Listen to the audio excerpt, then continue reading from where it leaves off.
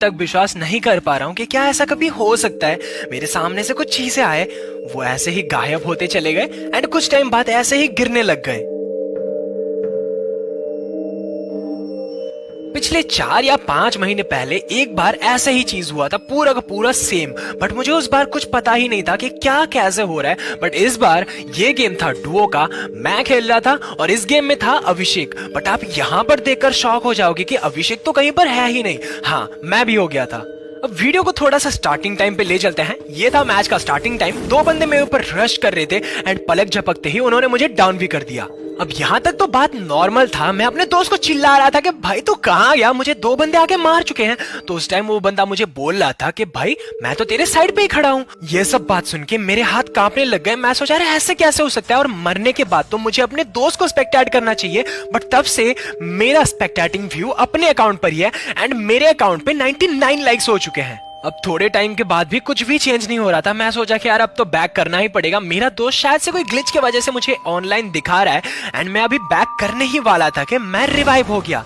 अब रिवाइव होने के बाद मैं पूरा का पूरा शॉक हो चुका था कि ये कैसा हो सकता है। अभिषेक तो शो ही नहीं कर रहा था एंड वो बंदा मुझे रिवाइव कैसे दे सकता है। इतना सोच के मेरा नजर जब ऊपर गया तो मैं देखा अभिषेक तो यहाँ पर शो ही नहीं कर रहा है।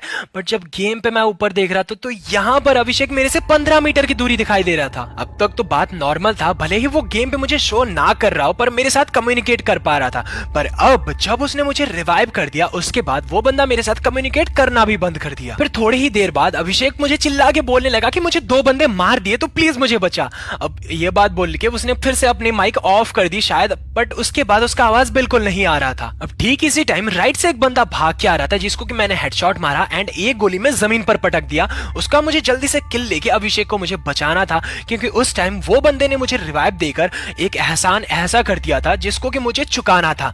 तो अभी मेरे सामने एक और टीम आ गई, पीछे एक बंदा डाउन था, पर फिर भी ये जो टीम थे ये थोड़े ज्यादा तगड़े लग रहे थे। यही वक्त मुझे थोड़ा सा परफेक्ट लगा अपने दोस्त को बचाने का एंड मैं वेंडिंग मशीन के पास गया। रिवाइवल कार्ड को खरीदने का ट्राई तो किया बट वो खरीद ही नहीं पा रहा था। अब वेंडिंग मशीन से ये लिखा आ रहा था कि तुम्हारे सारे टीममेट्स बचे हुए हैं, रिलैक्स करो। बट नहीं, ये टाइम रिलैक्स का नहीं था। मुझे कुछ भी करके अभिषेक को बचाना था, क्योंकि मेरे सामने से 2-2 टीम मतलब 2-2 मेंबर्स आ रहे थे मुझे मारने के लिए, जिनके सामने मैं अकेला पड़ जा रहा था।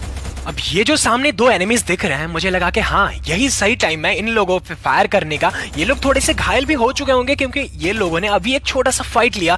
तो अभी मैंने सोचा कि चलो यार पास से रश करके इन दोनों को खत्म करते हैं, अभिषेक को कैसे बचाए उसका उपाय सोचते हैं। अभी इसी टाइम मुझे इस घर से थोड़ी सी आवाज आई एंड मैं जब घर के अंदर देखा तो वो बंदा इस घर के अंदर था। इस बंदे को फटाक से मैंने खत्म तो कर दिया, बट इसका टीममेट मेरे ऊपर रश करना स्टार्ट भी कर दिया था। यहाँ पर 2 गोली खा के उसका टीममेट भी घायल शायद से था, जो कि 2 गोली पे ही खत्म हो गया। मैंने सोचा कि रिवाइव करने के तो 2 ही ऑप्शन है, एक तो हम वेंडिंग मशीन से या फिर रिवाइवल पॉइंट से हम रिवाइव दे सकते हैं। वेंडिंग मशीन से तो काम नहीं बना, पर शायद से रिवाइवल पॉइंट से काम बन सकता है। तो इसी टाइम में फटाक से भाग के गया रिवाइवल पॉइंट पर। जब मैं जाके रिवाइवल पॉइंट पे अपना पैर रखा, तुरंत ही मैंने एक वॉल ब्राजीला को फेस करके लगा लिया और फिर मैंने सोचा कि चलो यार एक और लगा लेते हैं सेफ्टी के लिए, क्योंकि M8-2B भी अपने को फोड़ सकता है। उसी टाइम ऐसा होता है ना, जब सब कुछ रेडी हो तो किस्मत आपके साथ रेडी नहीं होता। उसी टाइम पीछे से मुझे फायरिंग आने लगे, एक वॉल मुझे पीछे की साइड भी लगाना पड़ा। पर पीछे जो बंदा पहाड़ी के ऊपर था वो बंदा हार मानने पर तुला ही नहीं था। वो बंदा एक के बाद एक वॉल मेरा फोड़ता जा रहा था। इसी बीच रिवाइवल खत्म हो भी गया एंड अभिषेक फाइनली, मुझे पता नहीं बट हाँ वो शायद से जिंदा हो चुका था। मेरे साथ कम्युनिकेट तो कर नहीं पा रहा था, बट मुझे लगा कि हाँ शायद से वो बंदा रिवाइव हो चुका है। अब तो मेरे सर पे आग सवार था, क्योंकि ऊपर जो बंदा था वो मुझे इतना ज्यादा परेशान कर रहा था कि मैं उसको छोड़ने नहीं वाला था। यहाँ पर उसको बहुत ज्यादा डैमेज मैंने कर तो दिया था, बट वॉल लगा के वो बंदा शायद से पीछे भाग गया एंड मुझे वहां पर वो वॉल फोड़ने के बाद कुछ भी विजिबल नहीं हुआ। तो मैं बोला चलो यार ठीक है, बट अभी मुझे पता नहीं था कि अभिषेक जिंदा हो चुका है या फिर नहीं। तो मैं ये वाले जगह पे अभिषेक को चिल्ला के बोल रहा था कि अभिषेक अगर तुझे मेरा आवाज थोड़ा भी कुछ सुनाई दे रहा है तो मुझे तो कुछ भी इशारा करके बता दे कि हाँ तू जिंदा है। और इसी बीच बात हमारी खत्म नहीं हुई कि और बंदों ने एंट्री मार दी। ये छत के ऊपर एक बंदा आ रहा था जिसको कि मैंने हेडशॉट मारा, शायद से बॉडी शॉट था, बट हाँ ये वाला बंदा खत्म हो गया। एंड अभी मैं बाहर जाके देखा कि हाँ यार सच में शायद से अभिषेक यहाँ पर विजिबल मुझे नहीं हो रहा है, बट हाँ वो बंदा मुझे जिंदा होने का एहसास फील करा रहा है। और वो इसलिए क्योंकि वहां पर उसने अपना झंडा वाला इमोट दिखाया एंड उसका जो फाल्को था वो उसके ऊपर ही उड़ रहा था।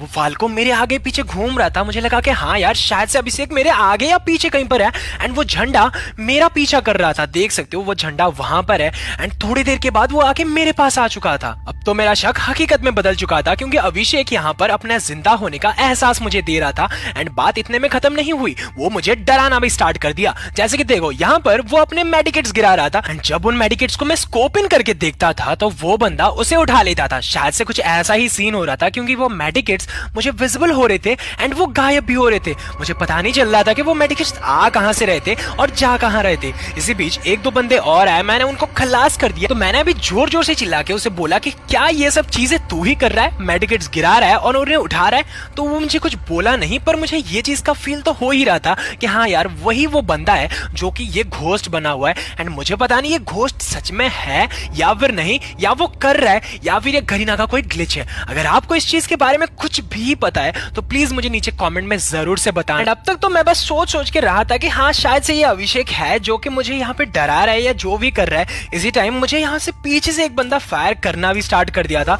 तो मैं देखा यार ये वाला बंदा है जिसको कि मैंने एक इतना ज्यादा तगड़ा वाला हेड मारा था, वो बंदा पीछे भाग ही रहा था। मेरा भी हेल्थ बहुत ज्यादा घट चुका था।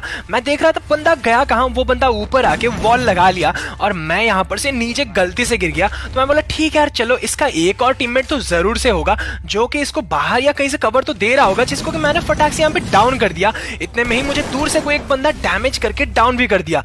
मैं बोला यार अब तो खत्म हो गया बात, क्योंकि अब तो मुझे बचाने वाला भी कोई नहीं था। पर ये भी थोड़ी अजीब बात है क्योंकि मेरा दोस्त मुझे कहीं पर दिख तो नहीं रहा है और यहाँ पर मैं अकेला हूँ, पर फिर भी मैं डाउन हूँ। और इसी टाइम देखते ही देखते यहाँ पर तीनों तरफ वॉल लग के मैं पूरा का पूरा गिर गया और कोई मुझे अदृश्य शक्ति रिवाइव दे गया। चलो ये बात तो सही है कि शायद जो भी होगा वो मेरा दोस्त ही होगा एंड मुझे जितना लग रहा था वो अभिषेक ही है, उसके सिवाय कोई और नहीं होगा क्योंकि ये तो मैच डुओ का था और वो बंदा मुझे दिख तो नहीं रहा था, पर हाँ मेरे आसपास होने का एहसास मुझे तब से दे रहा था। ये इनविजिबल पर्सन जो भी हो ये मेरा तब से हेल्प कर रहा है, मतलब ये मेरा घोस्ट फ्रेंड है। ये वीडियो के बारे में अगर आपको कुछ भी पता हो तो प्लीज मुझे नीचे कमेंट में जरूर से बताना। इस वीडियो को ज्यादा से ज्यादा शेयर करना। ये वीडियो का अगर छोटा सा भी पार्ट आपको अच्छा लगा तो प्लीज एक छोटा सा लाइक जरूर से कर देना। चैनल पे ना तो चैनल को सब्सक्राइब करना क्योंकि 2 मिलियन के हम लोग बहुत ही ज्यादा करीब है।